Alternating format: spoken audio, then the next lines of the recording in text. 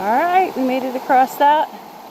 Teeny little bit of water over my boot. That's okay. I have no socks on, so I don't care. They're rubber boots. Wow, guys, look at this destruction.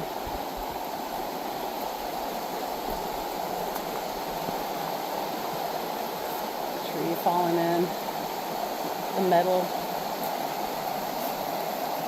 This is such an incredibly beautiful area, though. We're so lucky to live here, you all.